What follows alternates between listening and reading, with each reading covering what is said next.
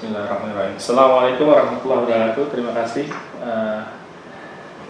kepada Bapak Abangga Dr. Hairul Huda, yang memang pakar hukum pidana sekaligus juga ahli hukum pidana dari Fakultas Hukum Muhammadiyah Jakarta, yang kemudian juga nanti juga diikuti atau diisi juga oleh Dr. Dwi Putri Cahyawati. Pertama-tama terima kasih saya sampaikan kepada teman-teman, pada pemirsa, pada Pak Dokter yang berkenan memberikan waktunya, meluangkan waktunya untuk bisa kita diskusi santai terkait masalah mungkinkah kasus KN50 dibuka kembali, belajar dari pengalaman kasus pembunuhan Brigadir J. Dan acara ini nanti akan tayang di YouTube Ikalum FHUMJ dan Mimbar Tube, Kacamata Jurnalis, Salwa Media, YouTube Perjuangan, Avenger Muslim, Suara Keadilan, Viralin, dan beberapa lagi lainnya yang kurang lebih sekitar 20 sampai dengan 30 channel, insya Allah. Nah, Pak Dokter, terkait dengan permasalahan yang tadi sebagaimana yang sudah kami sampaikan di dalam tema tersebut, ini kan lagi marak nih Pak, tentang peristiwa pembunuhan yang tadinya katanya tembak-menembak, kemudian berubah lagi menjadi pembunuhan berencana, terakhir juga berubah lagi tadi subuh saya update itu beritanya karena martabat dan harkat dan martabat keluarga. Bagaimana pandangan menurut Prof? Iya, memang ini kasus mengundang perhatian ya. Jadi Duren yang paling terkenal sekarang adalah Duren 3. Yes. Kasus Duren 3. Nah, kasus ini menarik karena terjadi di tempat di mana pejabat utama di Mabes Polri, ya, tempat kediaman dinas dari Kadif Propam, yang meninggal dunia polisi yang diduga sebagai yang menembak juga polisi,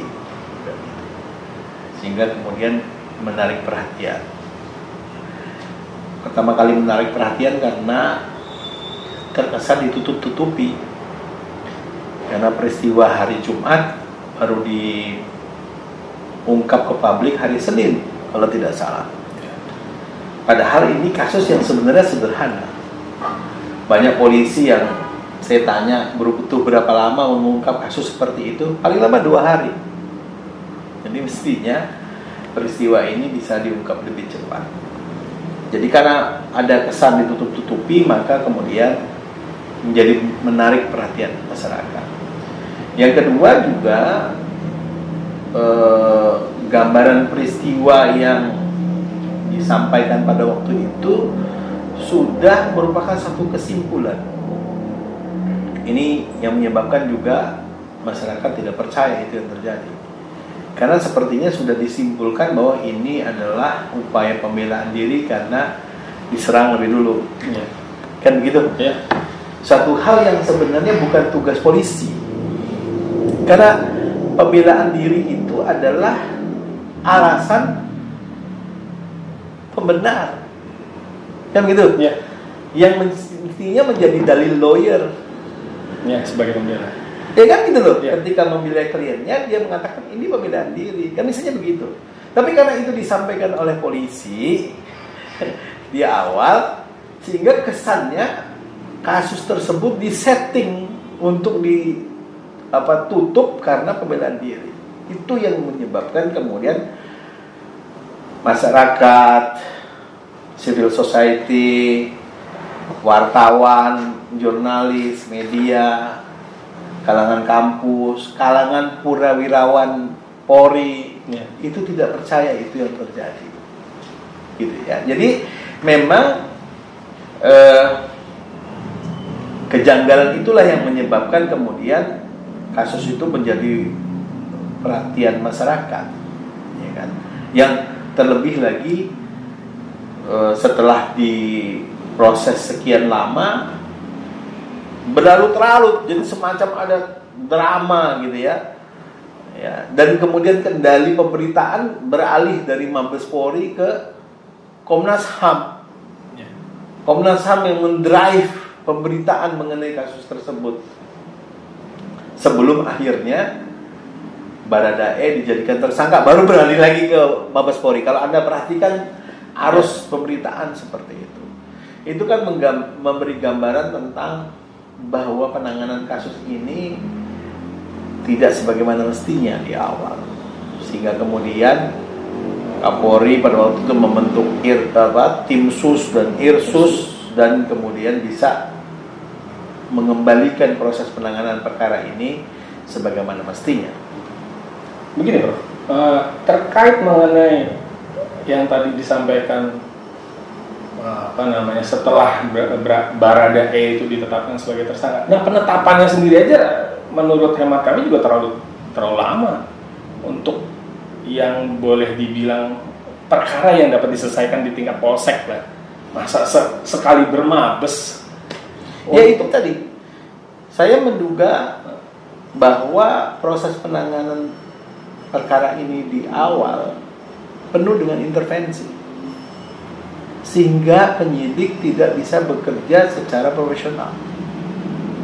Ya, dari informasi yang saya terima, ketika penyidik Polres Jakarta Selatan tiba di tempat kejadian perkara, itu sudah puluhan perwira tinggi polisi ada di situ. Istilah kasarnya, TKP sudah rusak, sudah acak-acakan, tidak status quo lagi.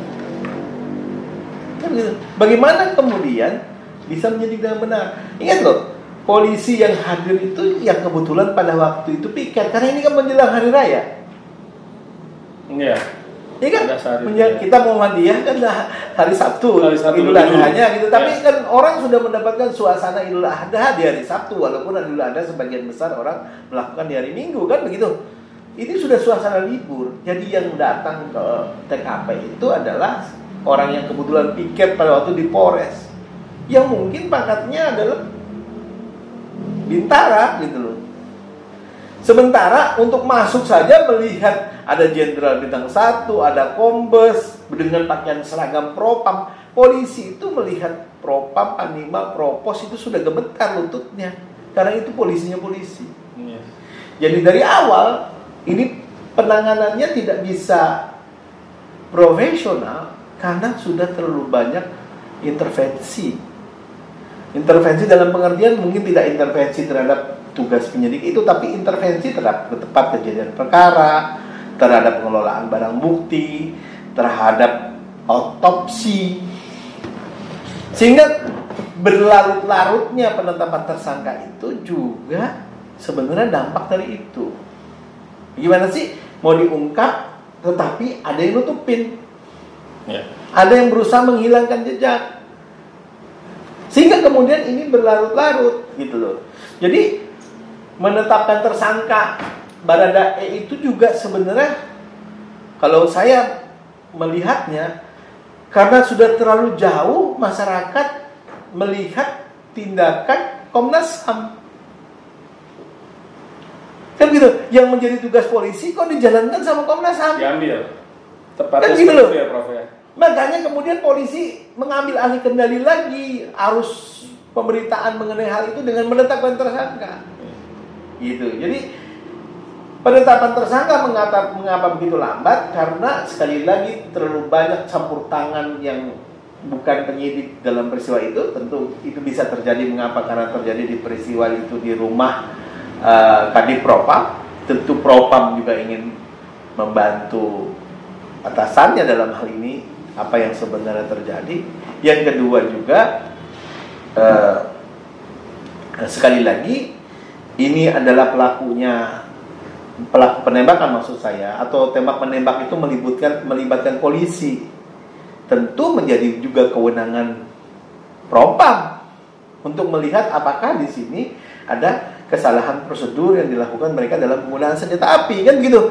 Jadi untuk bisa menginterogasi misalnya Baradae itu aja kesulitan. pasti lebih didulukan adalah yang interogasi yang dilakukan oleh divisi Propam daripada Polres loh. Jauh sekali dengan Mabes kan begitu. Ini sementara perwira menengah, perwira tinggi yang melakukan, yang ini adalah tamtama. Jadi sudah kalah set, kalah power, minder gitu loh menghadapi situasi itu. Padahal seharusnya begitu polisi tiba, bikin garis polisi, usir semua yang ada di situ. Kan begitu. Walaupun bribka pangkatnya, tapi dia adalah penyidik yang bertugas di situ. Tapi dalam tradisi orang Indonesia pada mungkin mengusir kombes, mengusir jenderal kan gitu loh. Ini jadi problem yang dikatakan Pak Mahfud, ada psikohierarkis memang terjadi dalam kasus ini.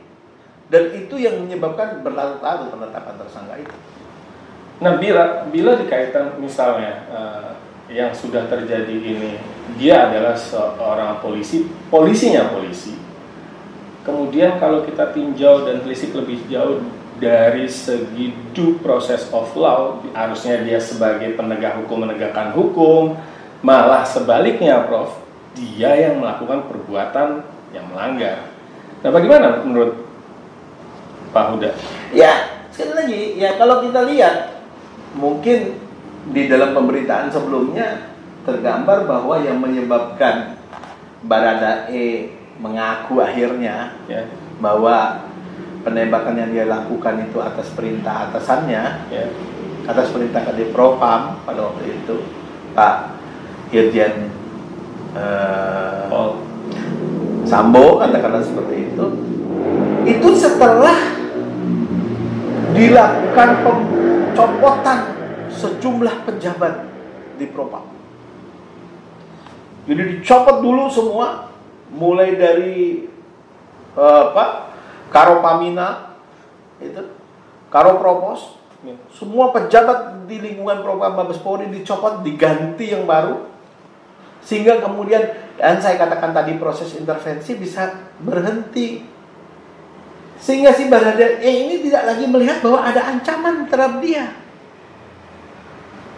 Kan gitu, barulah dia bisa terus serang untuk mengungkapkan itu.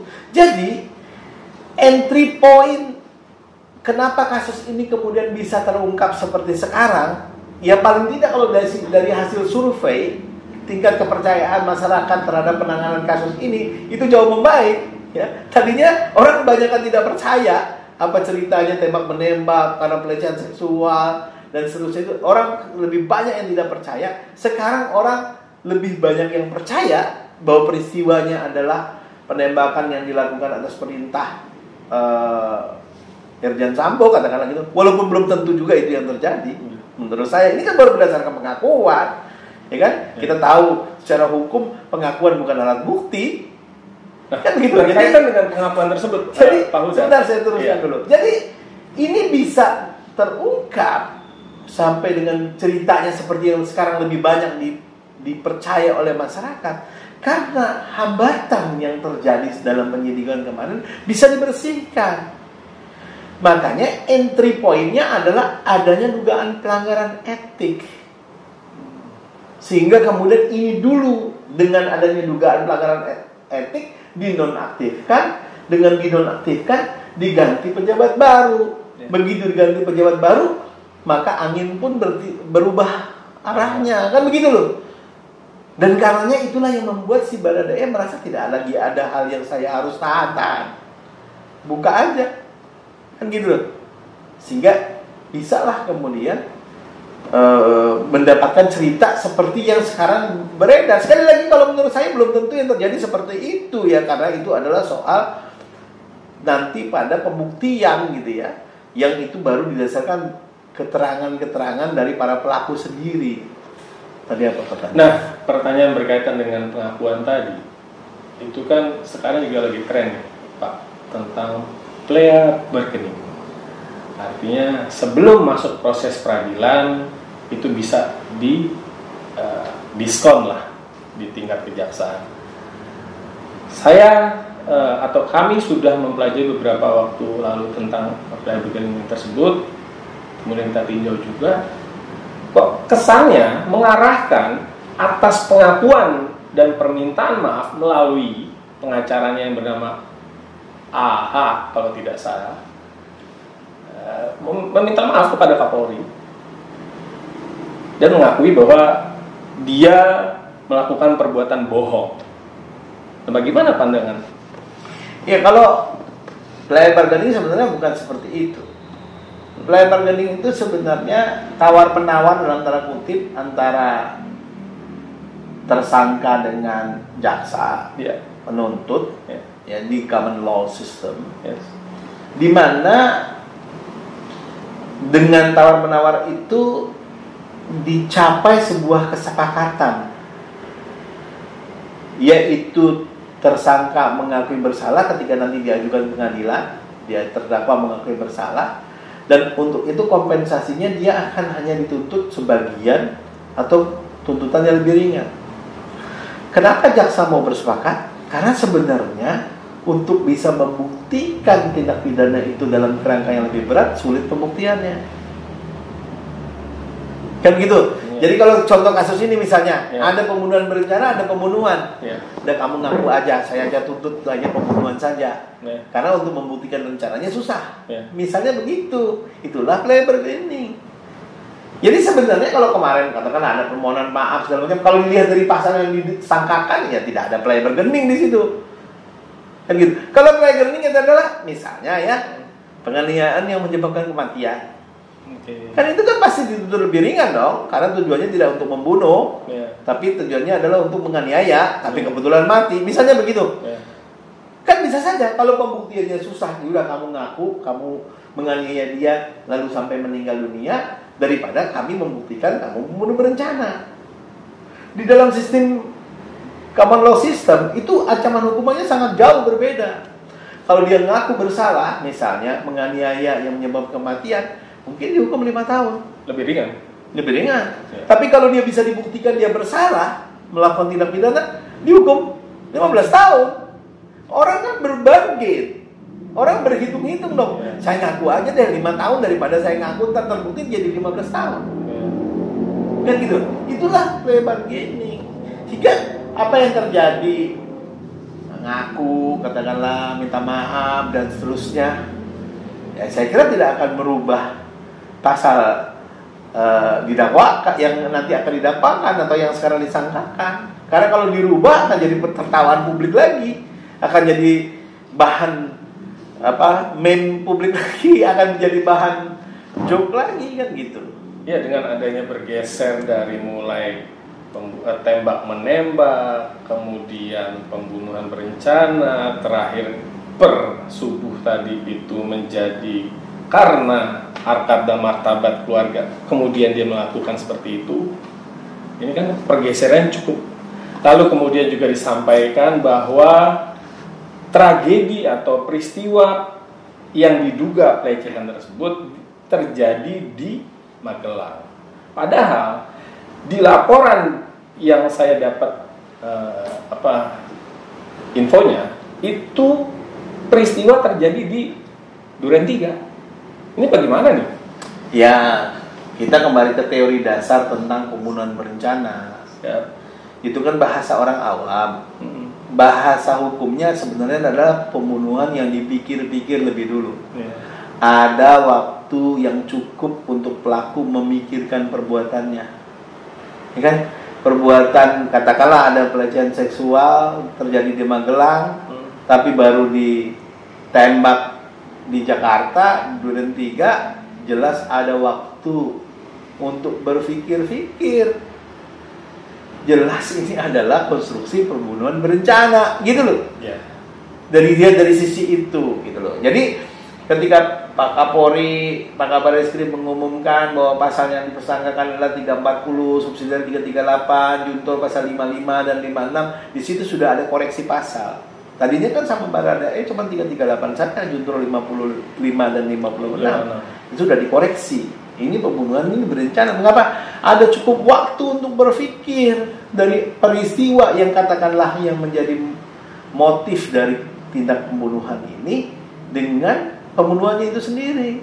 Peristiwa pelecehan seksual katakanlah di Magelang, pembunuhannya di Jakarta. Ada jeda waktu yang cukup untuk orang itu berpikir-pikir tentang perbuatannya, sehingga ini masuk kategori pembunuhan berencana. Jadi nggak terlalu susah membuktikan pembunuhan berencana ini, kan gitu. Kenapa dipasang 338 juga? Karena sebenarnya belum tentu semua tersangka itu ikut ambil bagian dalam perencanaan. Kan begitu? Cuma itu saja penyebabnya. Tapi kalau saya misalnya yang jadi kabar reskrim, saya nggak pakai bahasa 338 pembunuhan berencana. Karena keturutsertaan orang itu bisa pada rencananya, bisa pada merampas nyawanya. Ingat kasusnya Antasari Ashar. Antasari Ashar diadili di Jakarta Selatan karena ikut bagian perencanaannya. Sedangkan pembunuhannya dilakukan di Tangerang, diadili di Pengadilan Negeri Tangerang. Dia tidak ikut pembunuhannya, tapi ikut merencanakan pembunuhannya.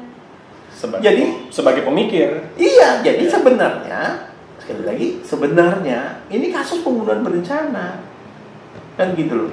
Tapi memang ada yang berkontribusi terhadap perencanaannya, ya kan? Misalnya itu Bribka RR itu, dan K itu, sipil, itu kan dia bekerja terhadap Pak Irjen Sambo ini di Magelang. Dia tugasnya di Magelang. Kenapa di Jakarta? Kan begitu. Bukankah itu juga pembuktian dari bagian adanya rencana? Bisa jadi ke sana arahnya, kan begitu. Jadi ini pasti adalah pembunuhan berencana, gitu. Dan ada yang mengambil bagian dari porsi rencana tadi.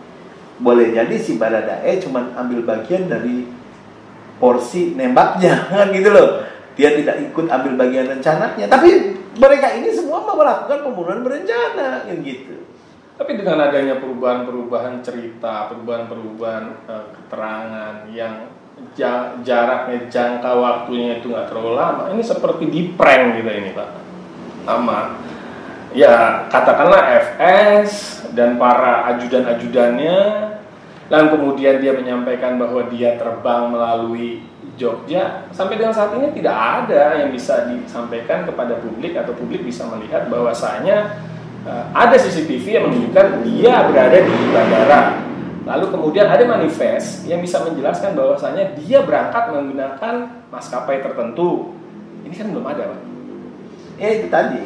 Karena kan sekali lagi ini terjadi bisa terjadi karena penanganan yang tidak tepat di awal. Ketidaktepatan, ketidakprofesional penanganan itu karena banyak pihak yang tidak in charge, yang tidak berwenang ikut ambil bagian. Mengapa? Ya karena polisi, semuanya polisi kan gitu loh, ikut ambil bagian. Sehingga kemudian gambaran peristiwa itu bisa bergeser dari satu waktu ke waktu lain. Sekali lagi ini kan baru versi berdasarkan keterangan dari para tersangka. Kan harus cari kesesuaiannya, ya kan? Dengan alat bukti lain, dengan barang bukti, kan gitu. Sekarang saya tantang saja, misalnya begitu ya.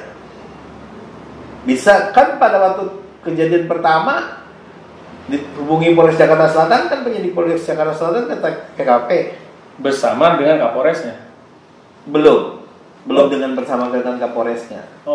Yang tinggal di sebelah rumah Pak Irjen Sambo adalah Kasat Reskrimnya, karena Kasat Reskrim sudah di sana. Pada waktu tiba mereka melakukan identifikasi dong mestinya. Standarnya kan begitu orang TKP kan? Kasih di foto, kasih gambar letak jenazah itu kan, bagian-bagian semua yang ditembak itu, kan?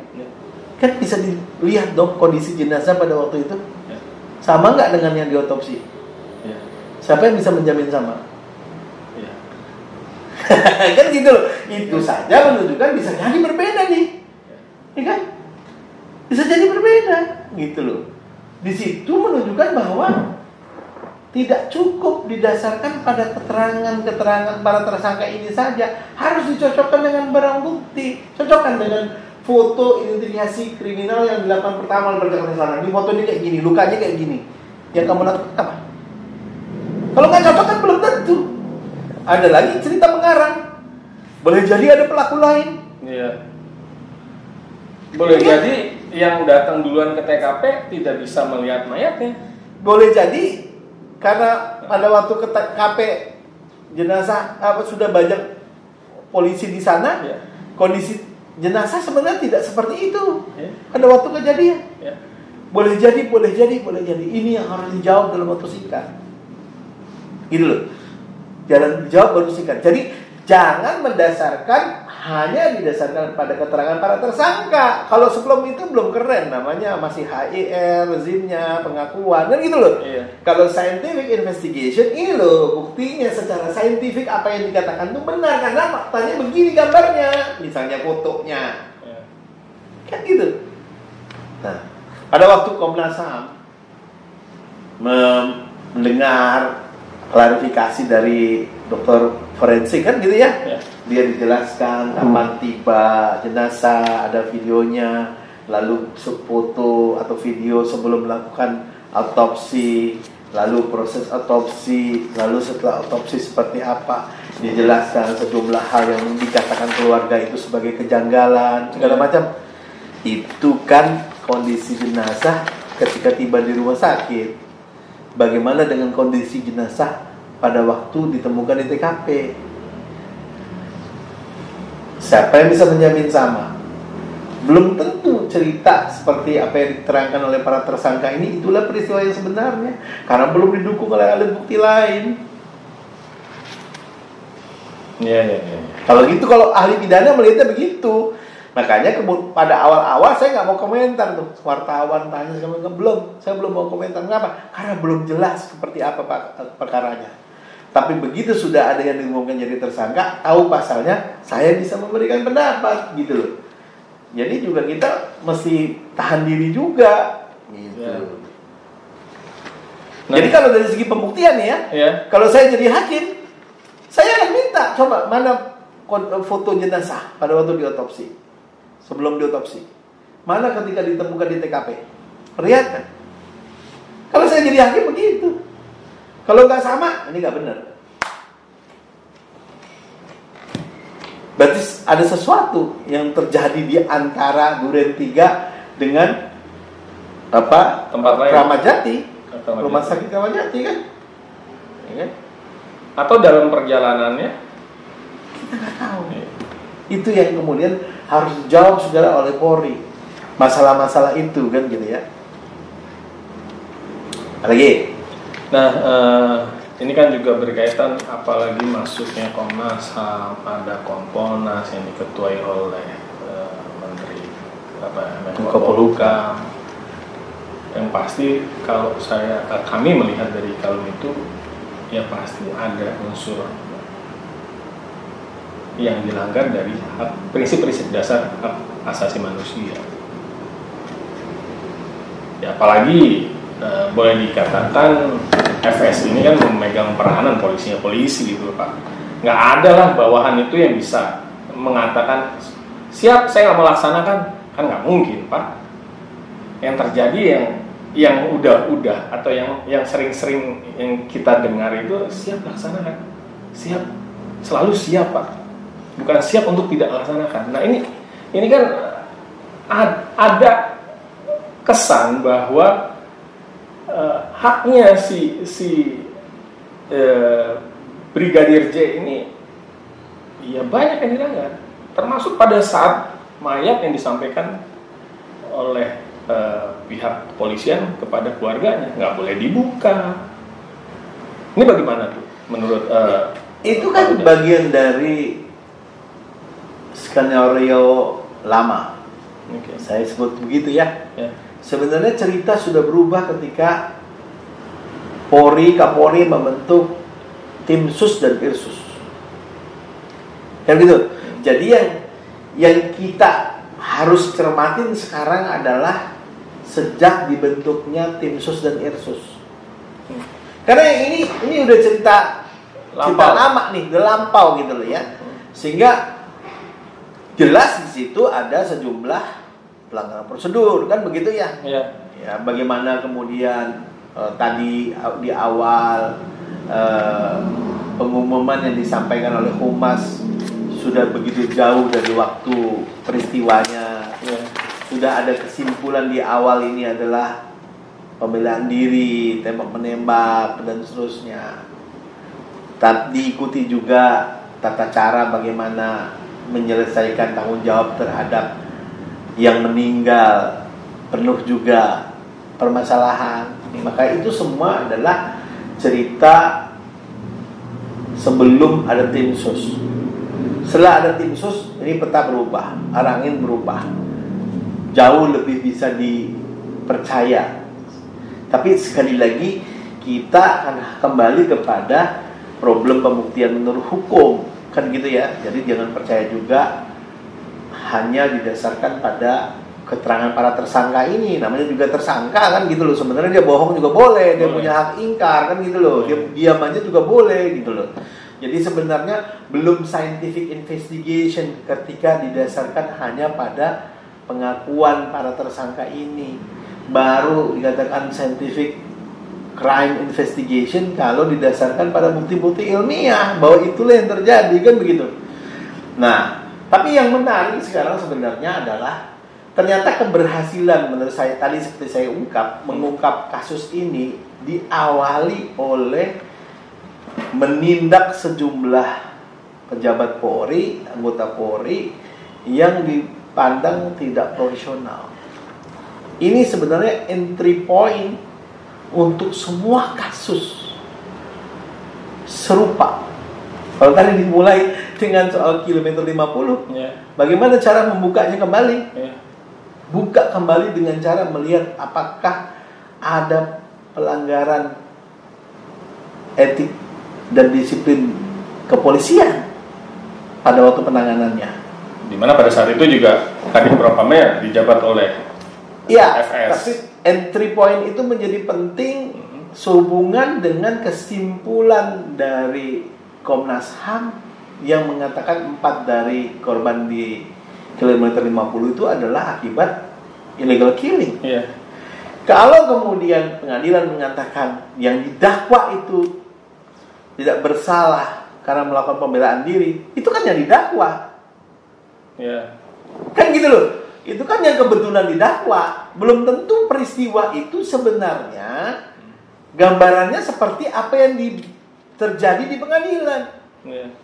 Kalau di situ ada unprofessional conduct, ada pelanggaran etik, maka itu jalan untuk kembali membuka kasus ini. Tentu bukan terhadap mereka yang sudah diadili karena sudah inkrah wan gawis putusannya misalnya begitu. Tentu terhadap pihak-pihak lain. Masa yang bertanggung jawab cuma 2 peristiwa yang mati 6 orang? Kan begitu. Sepengetahuan saya, seingat saya pada saat putusan itu kan 2 orang walaupun dikatakan bebas, tetapi dinyatakan oleh hakim dia bersalah. Dia melakukan perbuatan itu benar, tetapi itu sebagai bentuk pembelaan diri, gitu loh. Kalau tidak salah ya putusannya. Jadi dia melakukan pembelaan diri, walaupun kalau kita lihat dari konstruksi pembelaan diri itu tidak seperti yang dipertimbangkan oleh hakim. Tapi udahlah, kita harus hormati putusan pengadilan, kan begitu. Jadi yang harus kita lakukan adalah, yang harus didesakkan dalam hal ini adalah menurut saya, periksa apakah dalam proses penanganan kasus kilometer 50 itu ada pelanggaran etik atau tidak. Karena itu entry point untuk melihat potensi adanya pelaku-pelaku lain. Kan begitu. Adanya tindakan-tindakan lain. Kan gitu. Yang kemudian bisa menyebabkan persoalan itu menjadi terang benderang gitu. Kalau semua permasalahan hukum contohnya seperti yang tadi yang terjadi baru-baru ini yang lagi tren nih Pak, ya Brigadir J itu meninggal. Itu kan katanya Menteri Hukum Menko Polhukam menyampaikan bahwasanya ada psikohierarki, ada juga psikopolitis. Kami melihat justru lebih kental di peristiwa KM 50 dibandingkan di peristiwa kematiannya Brigadir J. Bagaimana menurut? Ya, betul sekali. Makanya persyaratan kedua setelah entry point-nya melalui pemeriksaan etik adalah harus ada perubahan politik. Kan gitu loh.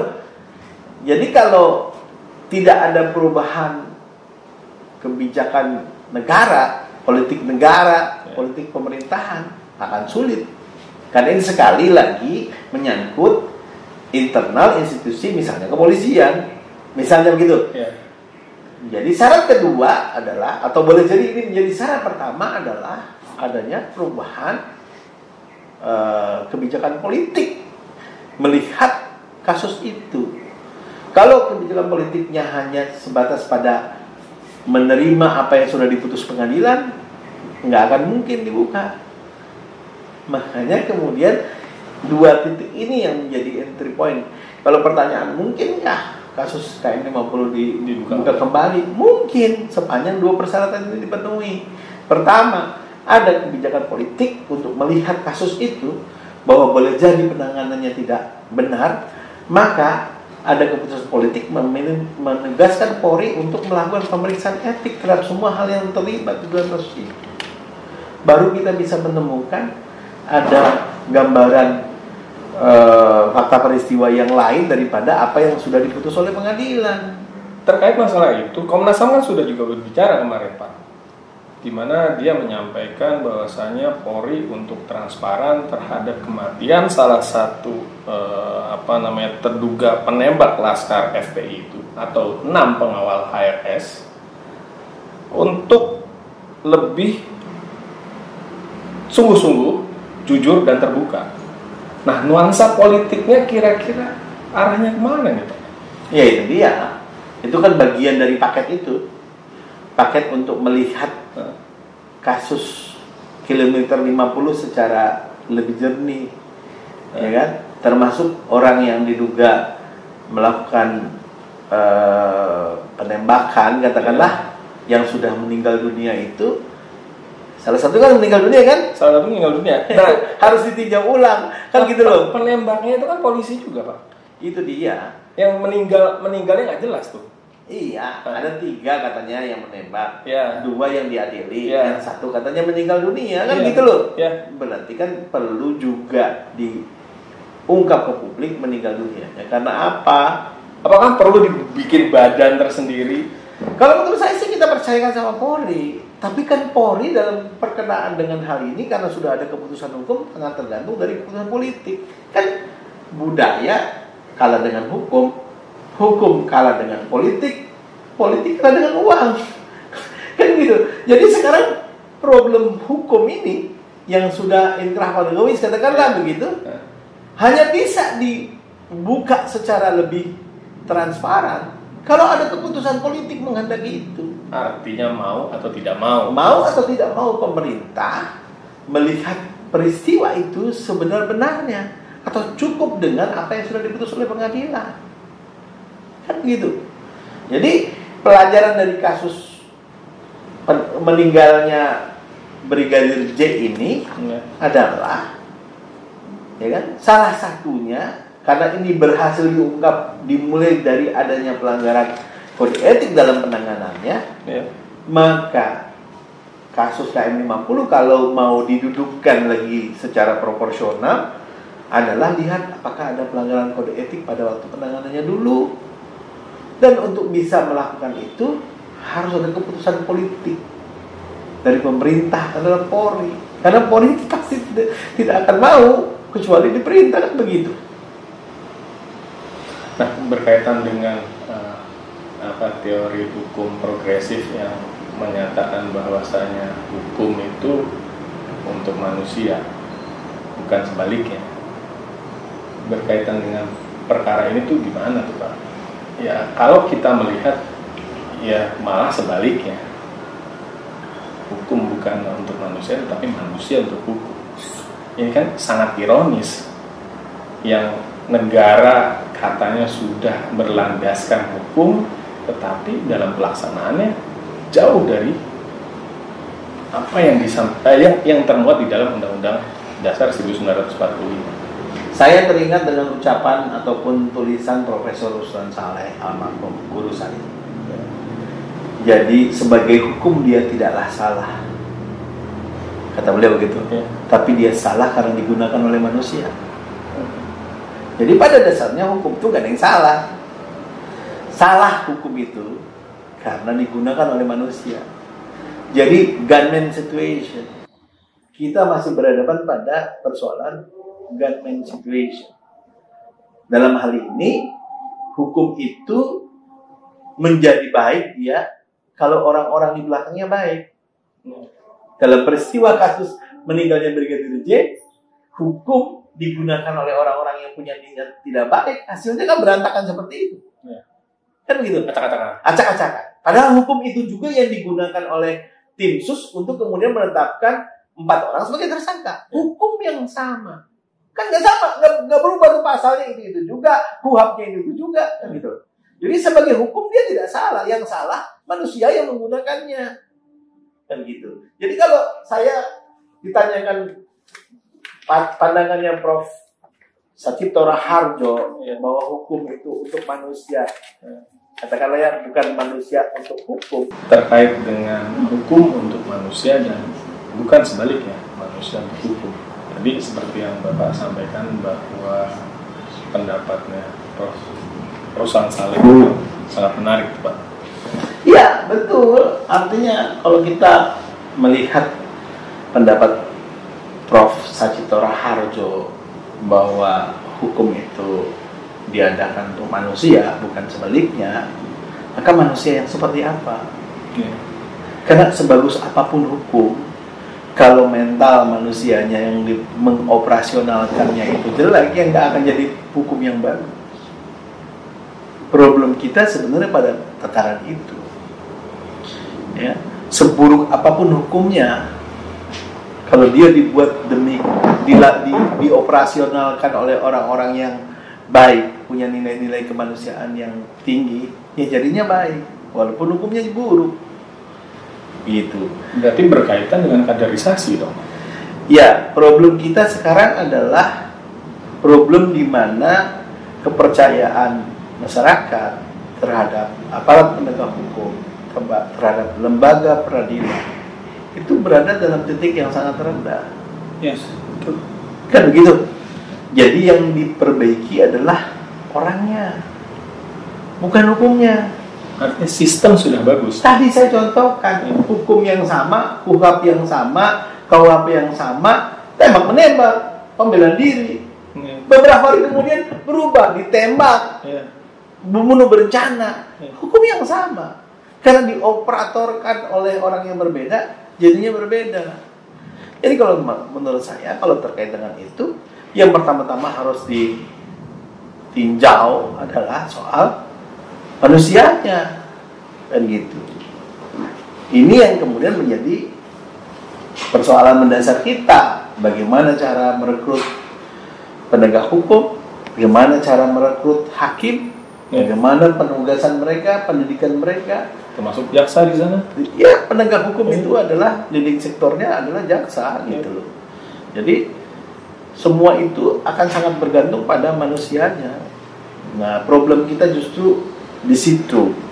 Kita seperti ya belum mempunyai solusi yang baik, ya kan?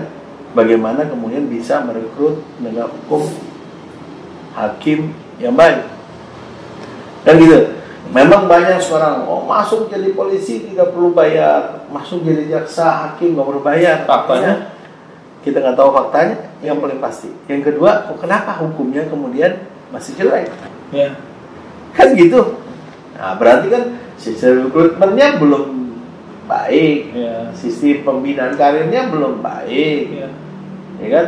Sistem pendidikan pelatihannya belum baik, mungkin sistem kesejahteraannya belum baik, kan gitu.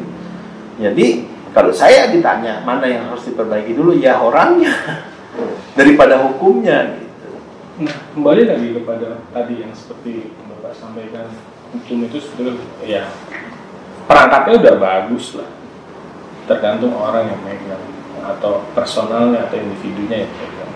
Nah, kemudian terjadi yang katanya kader terbaik duduk menjadi seorang kadif propam, polisinya polisi, kemudian berbicara tembak menembak berubah menjadi ditembak, berubah lagi karena harkat martabat keluarga apakah ini mengarah kepada overmah?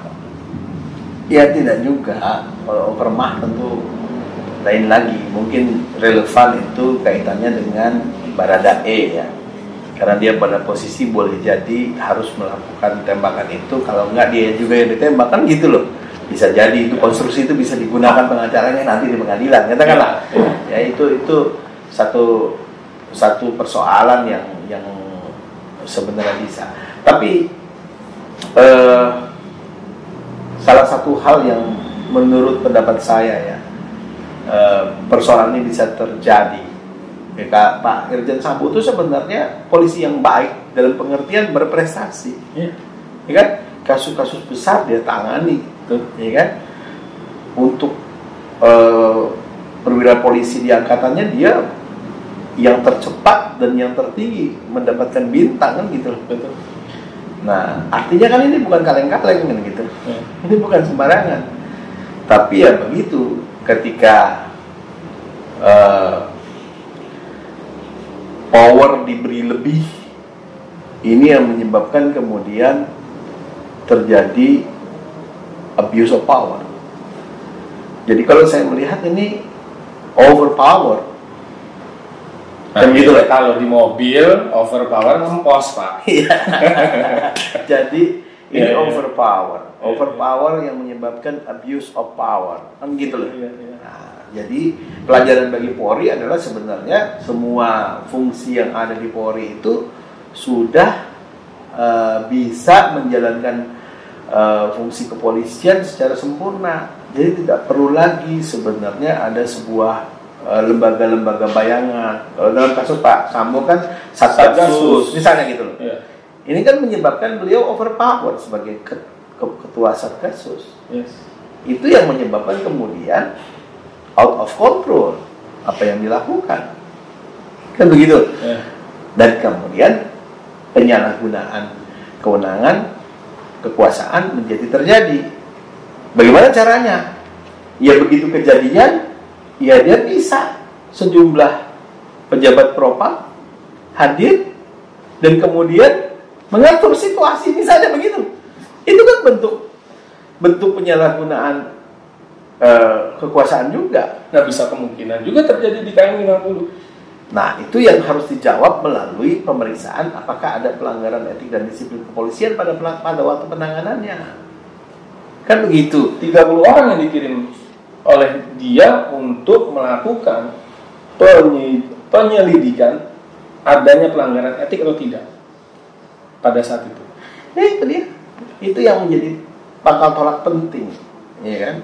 Jadi Pak Kapolri mendengar aspirasi masyarakat, kami memberi masukan juga, dibubarkan Satgasus. Karena sebenarnya fungsi reskrim sudah bisa dijalankan oleh Bareskrim, fungsi ini sudah cukup itu sebenarnya. Tidak perlu ada. Iya, karena ya kalaupun diperlukan dia tidak boleh permanen. Dia hanya untuk satu spot saja. Kalau sekarang misalnya ada Irsus dan Timsus. Ini setelah ini segera bubarkan. Jangan juga ini overpower. Ya kan? Bayangkan overpower ini bisa bahaya ini. Ya. Katakanlah di dalam penyidikannya dimotori oleh Pak Kabar Eskrim. Ya, kalau enak nanti ini sebagai tim sus jadi overpower, abuse of power kan gitu loh. Itu yang mesti harus hati-hati. Jadi segera kembalikan kepada fungsi-fungsi yang reguler saja. Ini menjadi penting ya. Sehingga kemudian pelaksanaan kontrol juga bisa terjadi, ya kan? Nah, termasuk diantaranya misalnya berbagai macam hal tadi. Kan sebenarnya Satgas Merah Putih itu dibentuk untuk penanganan kasus-kasus yang menarik perhatian masyarakat, kan seperti itu kan? Ya, karena Habib Rizik adalah menarik perhatian masyarakat, dibikin tim sus, misalnya seperti itu. Nah, itu kan yang menjadi sifat bahaya dari lembaga-lembaga yang ataupun unit-unit yang overpower tadi, kan gitu. Nah, dulu kita punya KPK, overpower, kertas kosong aja bisa netapin orang jadi tersangka, kan gitu. Nah, itu menunjukkan bahwa overpower itu nggak bagus karena abuse of power ujungnya. Polri juga begitu, harus dalam kontrol powernya. Kejaksaan dalam wilayah powernya. kan gitu. Peradilan juga, kan gitu. Kalau peradilan misalnya, kenapa sih kacau? Ya, diantaranya pengadilan suka menerima perkara yang tidak ada wewenangnya sih. Dulu kita dengar PK yang dilakukan oleh jaksa, nggak ada aturannya, diterima oleh Mahkamah Agung dan diputus, gitu. Menang pula lagi, Pak. Kacau kan gitu loh. Jangan keluar dari batas power itu yang menjadi penting. Ya. Sekarang yang overpower siapa? MK. Yes. Ini mengadili diri makhluk sendiri. yang tidak bisa dikontrol juga nih.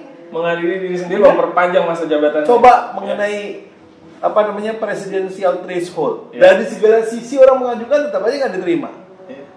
Ya kan? Ini overpower juga. Ya, abuse of power sudah ditunjukkan oleh Pak Akhil Mukhtar. Jadi negara kita ini negara yang overpower. Sehingga kemudian ini yang harus dikembalikan. Siapa yang bisa kendalikan ini? Hukum. Bagaimana hukum bisa mengendalikan itu? Kalau dijalankan oleh orang-orang yang baik, kan gitu loh tadi. Baik, termasuk akhlaknya mungkin, Pak, ya, terutama. Ya, itu kriteria baik yang sangat mendasar ya. Kalau kita sebagai Muslim gitu ya, akhlaknya baik gitu kan. Kriteria mendasar kan gitu ya. Tentu baik dari segala hal, dari akhlaknya, dari skillnya, dari pribadinya, dari bagaimana membina hubungan rumah tangganya dan seterusnya kan gitu. Ini menjadi satu hal yang menjadi penting gitu ya. Jadi kalau saya jadi rekrutmen hakim misalnya gitu, saya nggak tanya tuh dia pintar apa enggak. Saya tanya bagaimana hubungan dia dengan istrinya, dengan anaknya. Kayak gitu. Kalau dia sama istri sama anaknya aja nggak bisa baik, bagaimana dia bisa memutus dengan baik? Kan gitu. Karena kita akan diajarkan oleh agama kita, ya bermulai dari diri sendiri. Kan gitu loh, hal yang kecil. Dia Muslim, gimana sholatnya? Sholatnya jaga benar, bagaimana dia bisa memutus sebagai lebih baik, yang baik. Dia Nasrani, ibadah aja nggak pernah ke gereja. Bagaimana kemudian dia bisa percaya sama Tuhannya? Kan begitu. Kalau kata Profesor Salim Said kan di Indonesia masalahnya orang nggak takut sama Tuhan kan gitu. Iya. Ya kan gitu. Yang korupsi itu kan yang kepalanya disumpah pakai Quran, pakai Alkitab. Iya. Iya kan? Ini problem kita. Jadi kalau menurut saya memang ini overpower yang kemudian digunakan secara tidak bertanggung jawab. Ini yang menyebabkan peristiwa ini terjadi. Bila kemudian Pak, mungkin saja KM 50 ini dibuka, katakanlah seperti itu, lalu dapatlah orang-orang yang terbaru lagi yang belum pernah diadili, dia pun juga misalkan mungkin saja melaksanakan atas perintah. Apakah bisa kita minta untuk pertanggungjawaban negara terhadap pelaksana ini atau individu-individu atas perintah komandonya, Pak? Perintah itu ada 2 syarat baru bisa menjadi alasan menghapuskan hukum. Ya kan? Pertama, ada hubungan kekuasaan, ada relasi kuasa, ada hubungan atasan bawahan. Kan gitu.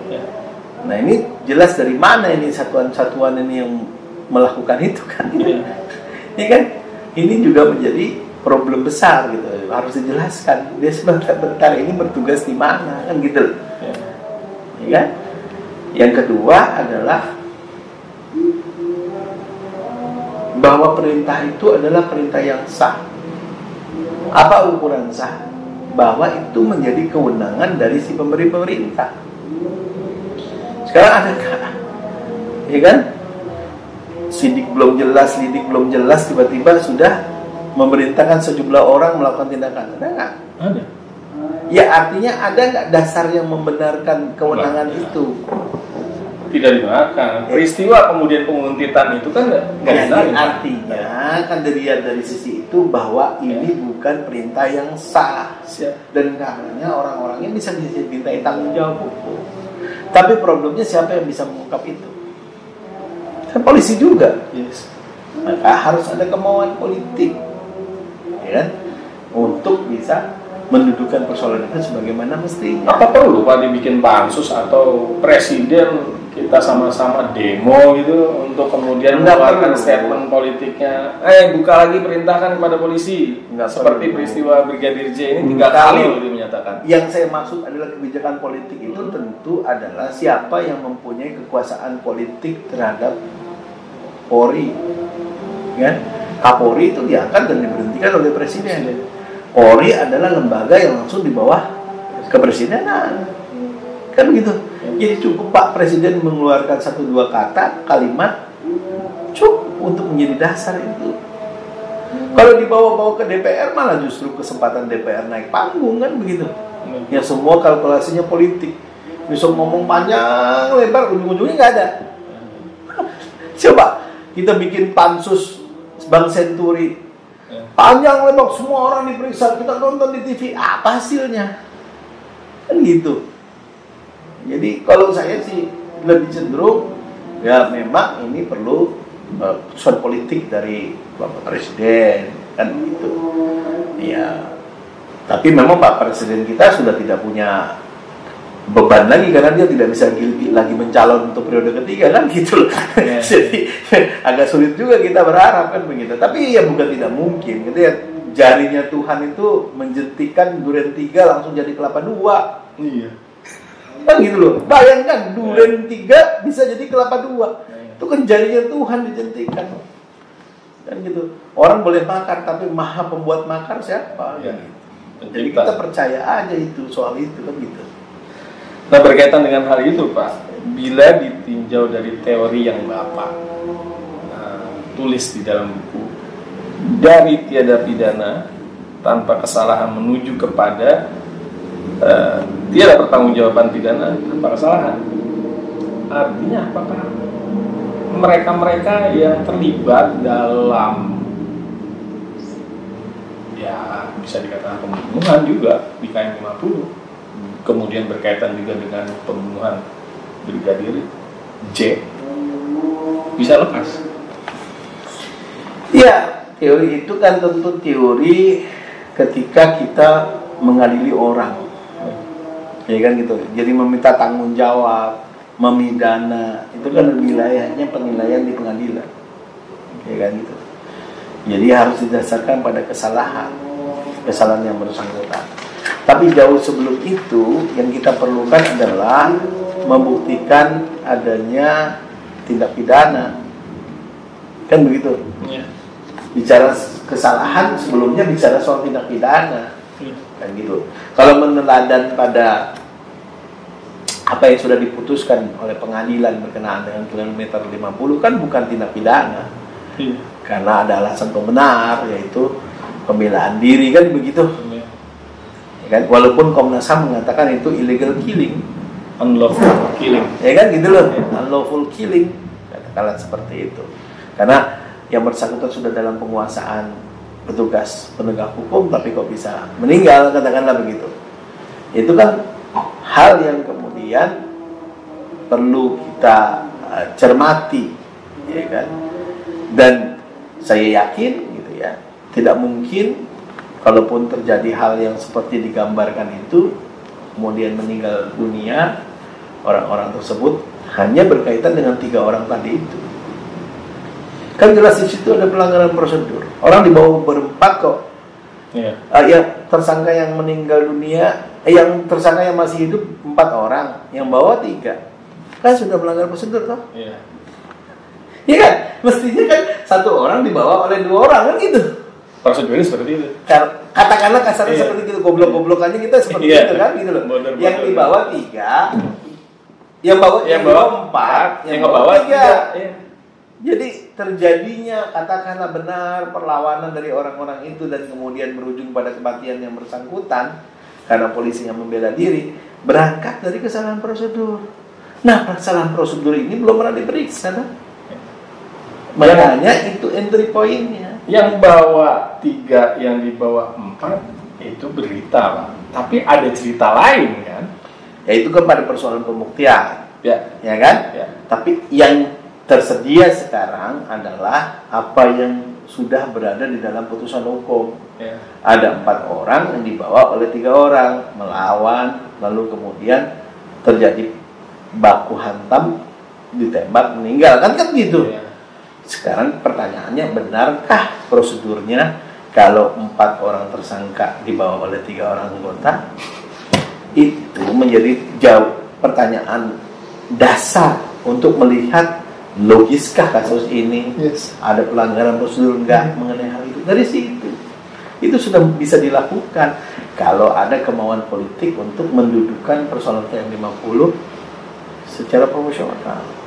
Kalau melihat kejadian KM50 yang kemudian dianggap itu benar tindakannya karena berdasarkan perintah atau berdasarkan undang-undang, dia menjalankan menembak 4 orang tersebut, berarti pengadilan juga sudah dapat kita kategorikan judicial pardon itu dong Pak. Ya dia maafin, pada peristiwanya kan ada.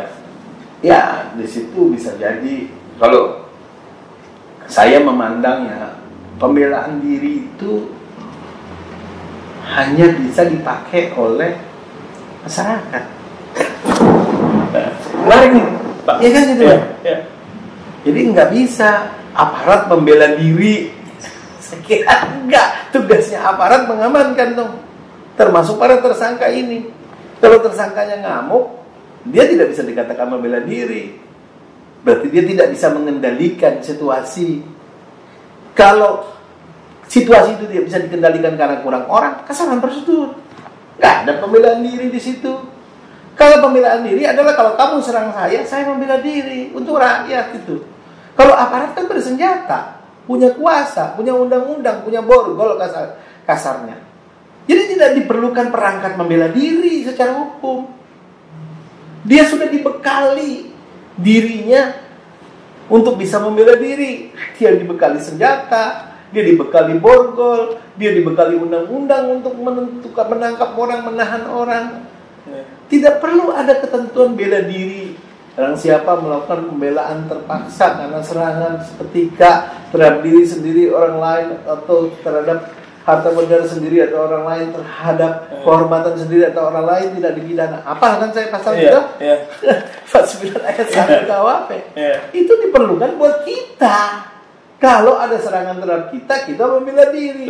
Tidak untuk aparat loh. Ini terjadi bagi aparat, Pak. Makanya saya bilang kalau dalam pemahaman saya, apa yang terjadi diputus oleh Pengadilan Negeri Jakarta Selatan itu tidak benar, itu bukan konsep pembelaan diri. Tapi kan kita bukan saya yang pegang palu, bukan saya yang hakim. Tapi konstruksi teoritiknya tidak begitu.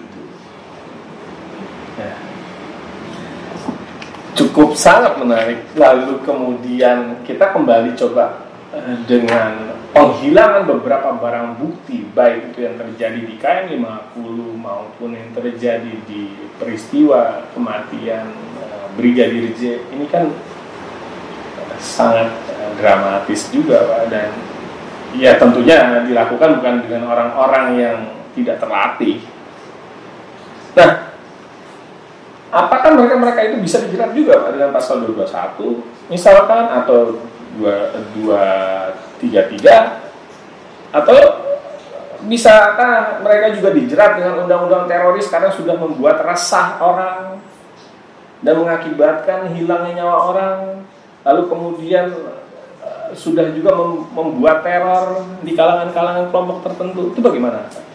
Iya, itu tadi. Kalau tindakannya benar, ada tindakan-tindakan yang memang menghilangkan barang bukti ataupun memanipulasi barang bukti, katakanlah seperti itu ya.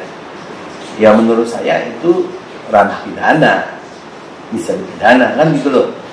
Obstruction of justice, proses menghalangi proses peradilan dan seterusnya, itu tentu ada wilayah pidananya kan gitu. Ya kan? Sehingga kemudian nggak usah pakai undang-undang terorisme sebenarnya, KUHP aja cukup kan gitu. Nah problemnya adalah sekali lagi pada dapatkah hukum yang mengatur itu dipertahankan. Dan itu saya lagi nulis tuh tentang apa hukum acara pidana Indonesia yang akan datang setelah pengesahan RUU KUHP, seperti apa wajah hukum acara pidana kita yang akan datang, lagi nulis, belum selesai, ya kan gitu. Jadi kan problemnya adalah sejauh mana ketentuan tentang larangan merusak barang bukti, menghilangkan barang bukti, larangan ngacak-ngacak TKP itu bisa dipertahankan dengan hukum acara, kan gitu loh. Sekali lagi, siapa yang menjalankan hukum acara itu yang menentukan, kan begitu. Jadi sebenarnya sederhana saja gitu. Karena kita punya pengalaman banyak kok, ya misalnya judi gitu ya, pasalnya dari dulu gak berubah 303, tapi ada masanya judi hidup subur, ada masanya judi gak ada sama sekali, kan begitu. Kan itu berangkat dari siapa yang berada di belakang pasal judi itu, yang bisa menegakkan itu. Pada zaman Kapolri Pak Sutanto nggak ada judi, habis dihajar sama dia. Dan itu saya pergi ke Pulau Batam sana, sepi sekali. Kenapa? Nggak ada judi Pak, karena orang Singapura main di sini buat main judi, mau main perempuan, kan gitu loh. Tapi sekarang seperti apa? Kota mati. Bukan soal kota mati. Sekarang seperti apa judi itu? Oke. Kan gitu. Tergantung, betul. Ya kan? Apakah masih ada? Nggak ada juga judi sekarang. Yang ada judi online. Yes. Kan gitu. Pasalnya kan itu juga. Sejauh mana judi online bisa ditindak? Ya tergantung siapa yang menjalankan hukum di belakangnya. Kan gitu. Siapa pula yang membackup? Iya, itu artinya hukum sangat tergantung pada kemauan baik dari orang-orang yang punya tugas menjalankan hukum itu. Kalau enggak, ya itu tadi pasal pembelaan diri yang sebenarnya digunakan untuk kalau ada serangan melawan hukum di antara kita, di antara Amak Sinta yang diserang oleh perampok, dibegal, diperampok, kan untuk itu pasal pembelaan diri. Kok dipakai untuk aparat? Aparat apa gunanya punya borgol? Kok bagaimana nangkep 4 orang nggak diborgol? Kan gitu ya arti. Kan itu yang cerita yang kita dapat. Saya kan tidak mengikuti secara detail, tapi ceritanya seperti bagaimana bisa melawan karena tidak diborgol. Sekarang sesuai dengan SOP apa enggak? Kan gitu, sesuai dengan prosedur apa enggak? Udah jumlah orang yang lebih sedikit, katanya tidak diborgol. Itu semua menunjukkan bahwa ini ada kesalahan prosedur. Kan gini, walaupun kematiannya bukan karena pembunuhan atau tidak bisa dikualifikasi pembunuhan karena pengadilan sudah memutuskan ada pembelaan diri, tapi kan kesalahan prosedurnya ada. Ketika bisa dibuka kesalahan prosedur, pasti ada kesalahan prosedur lain. Tidak mungkin kesalahan prosedur hanya berdiri sendiri. Dalam kasus Duren 3, kesalahan prosedur pertama bukan penyidik masuk ke dalam TKP, ya kan? Merusak kondisi TKP. Tapi ada pendapat lain, Pak. Gitu. Misalnya dari mantan Kapolda Jawa Barat, dia menyampaikan bahwasannya sekalipun itu sudah diacak-acak, 20 tahun kemudian itu masih bisa dia untuk menganalisa atau mengolah TKP. Baik itu darah tidak akan pernah berubah, darah manusia akan berubah ketika dicampur dengan zat tertentu warnanya ungu, tapi kalau darah binatang tetap merah. Bagaimana itu, Pak? Ya mungkin saja apa yang disampaikan oleh beliau itu seperti itu. Saya kan bukan ahli kepolisian, teknik kepolisian ya. Tapi yang paling pasti adalah kita bisa mendapati persoalan ini semata-mata karena memang semua tidak berjalan sesuai dengan rule of the game ya, aturan mainnya. Mengapa begitu ya tadi sudah kita bahas kan panjang lebar. Sehingga dari persoalan aturan main itulah entry point semua kita bisa melihat kasus-kasus yang lain yang sampai sekarang publik masih terbelah, misalnya seperti itu. Sehingga dari situ juga kita bisa melihat ya paling tidak walaupun tidak untuk pro justisia, tapi paling tidak untuk keluarga para orang yang meninggal dunia itu menjadi penting penjelasan secara benar atas peristiwa itu. oke lah tidak bisa diadili lagi, kata-kata begitu ya. Tapi kan kalau ada penjelasan ini loh yang terjadi, kan gitu loh. Dan tentunya kalau itu kesalahan prosedur dilakukan oleh aparat negara, ada kompensasi yang harus diberikan negara terhadap hal itu. Dan untuk itu, karena perkara ini sudah diadili dan berkekuatan tetap tidak bisa diusut lagi, tidak bisa diadili lagi, tapi dengan pemberian kompensasi itulah seharusnya persoalan bisa diselesaikan. Jadi kita tidak punya utang masa lalu. Problemnya adalah pemerintahan Pak Jokowi ini kan punya utang-utang masa lalu. Kalau ini tidak diselesaikan, beliau tinggal menjabat 2 tahun lagi misalnya, seharusnya 2 tahun itu dimanfaatkan untuk menyelesaikan utang-utang masa lalu di masa, paling tidak di masa pemerintahannya. Apa-apa yang kemudian menjadi pertanyaan publik. Apakah Anda yakin Pak itu bisa terselesaikan? Sedangkan bergesernya dari kewenangan administrasi menjadi sanksi pidana itu kan terjadi, dialami juga oleh HRS dan kawan-kawan. Lalu kemudian peristiwa pembantaian atau pembunuhan 6 pengawal HRS di KM 50 yang lokasinya berbeda-beda, berpindah-pindah, tapi fakta yang dilakukan oleh seorang wartawan senior yang saat ini juga lagi disidangkan di Pengadilan Negeri Jakarta Pusat, dia bertanya di sana bahwa memang betul terjadi di sana di KM 50. Tapi apa yang terjadi? KM 50 sudah tidak ada, Pak. Rest area itu sudah hilang. Kalau kita menulis lebih jauh dari pendapatnya mantan Kapolda Jawa Barat, sekalipun itu sudah dihilangkan 20 tahun namanya, masih bisa diolah. Nah menurut Bapak, apakah mungkin? Ya, Pemerintah kita, penguasa kita ini? mungkin, pasti mungkin. Nggak ada yang tidak mungkin. Cuman mau atau tidak. Kembali kan problemnya itu. Gitu. Tidak ada yang tidak mungkin. Selalu mungkin. Gitu. Selagi kita masih bernapas, apapun segala sesuatu masih mungkin. Cuma persoalannya adalah, kecuali kita sudah nggak bernapas lagi, sudah mati, sudah seperti Brigadir J, ya sudah tidak bicara lagi dia, tidak mungkin lagi apa yang dia melakukan sesuatu apapun. Tapi persoalannya mau tidak, kan gitu.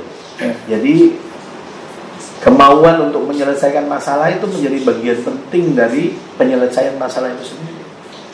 Banyak orang yang punya masalah, dia tidak selesaikan, kan gitu. Akibatnya, ya masalah itu nggak selesai-selesai. Sesederhana pun masalah itu apa, kan gitu. Jadi kemauan menyelesaikan masalah itu menjadi penting. Nah misalnya kasus pembunuhan Munir, orang masih merasa belum puas, kan? Bahwa masih di situ ada hal yang perlu dieksplor lebih jauh, siapa yang mesti bertanggung jawab, masa Polikarpus doang, misalnya katakanlah begitu. Ya persoalannya mau atau tidak, kan gitu. Persoalannya mau atau tidak. Kalau nggak mau ya nggak selesai masalah-masalah itu. Peristiwa Tanjung Priuk 27 Juli macam-macam lah. Itu kan masalah-masalah. Tapi tentu kita tidak bisa membebankan pemerintahan sekarang terhadap masalah di masa lalu. Paling tidak masalah di masa pemerintahannya. Itu yang menurut saya prioritas untuk bisa diselesaikan. Baik, Prof. Hairul Huda, terima kasih. Tibalah kita di penghujung acara terhadap fenomena yang terjadi saat ini, baik itu terjadi di pembunuhan terhadap atau pembunuhan berencana terhadap Brigadir J maupun juga peristiwa yang terjadi di kilometer 50 di kepemimpinan yang kedua Presiden Joko Widodo. Saya berharap Prof bisa memberikan closing statement terhadap peristiwa fenomena-fenomena ini. Iya, sebenarnya kasus pembunuhan yang terjadi di Duren 3 katakanlah ya, atau kasus kematian Brigadir J itu adalah kasus biasa saja. Ya, pembunuhan pada umumnya juga sama. Cuma yang berbeda ini adalah karena penanganannya itu menunjukkan tanda-tanda bahwa hukum tidak bekerja sebagaimana mestinya. Nah, sekali lagi bahwa hukum itu bekerja sebagaimana mestinya atau tidak itu kan sangat tergantung orang-orang yang berada di belakangnya yang mengoperasionalkan hukum. Ini menjadi sebuah peringatan buat siapapun. Ya, walaupun dia menguasai infrastruktur hukum secara baik, katakanlah begitu, punya jaringan koneksi yang sangat luar biasa, punya dana yang tidak terbatas, katakan begitu. Pokoknya semua hal dia punya, tapi di atas semua itu ada kekuasaan Tuhan, ada kekuasaan Allah. Allah tidak perlu energi banyak untuk bisa merubah sesuatu, untuk membuka aib orang, membuka masalah orang. Untuk itulah ini juga peringatan buat kita, ya. Peringatan juga yang buat, terutama buat yang berkuasa, yang memegang amanah, apakah presiden, apakah kapolri, apakah menteri, bahwa takutlah kepada Allah, karena dengan kekuasaan Allah segala sesuatu yang ditutupi serapat apapun bisa terbuka. Segala sesuatu yang sudah diatur sedemikian rupa seperti apapun bisa kemudian bisa diketahui publik. Sehingga ini menjadi pelajaran juga buat kita supaya menjauhi hal-hal yang seperti itu. Saya kira itu yang bisa saya sampaikan. Terima kasih Pak Dr.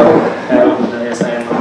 Tiba saatnya kita di penghujung acara, di mana penjelasan pandangan dari ahli juga pakar hukum pidana ini sangat lengkap dan mendalam, terang, lugas, tegas, dan kita tentunya mendapatkan pencerahan untuk kemajuan bagi dunia hukum. Semoga pencerahan dari ahli hukum pidana Bapak Dr. Khairul Huda SIMH berguna bagi kemajuan hukum Indonesia dan dengan mengedepankan prinsip-prinsip keadilan, kepastian maupun kemanfaatan bagi seluruh rakyat dan bangsa Indonesia. Saya Guntur Fathahillah, Ketua Umum IKALUM Fakultas Hukum Muhammadiyah Jakarta beserta jajaran pengurus IKALUM mengaturkan salam hormat, salam sehat, salam bahagia, dan salam ceria bagi kita semua pemirsa, khususnya keluarga besar IKALUM Fakultas Hukum Muhammadiyah Jakarta. Dan kami mohon pamit, sampai jumpa di lain waktu yang akan datang. Wallahu muwaffiq illa aqwamit thoriq billahi fisabilillah fastabiqul khairat. Wassalamualaikum warahmatullahi wabarakatuh.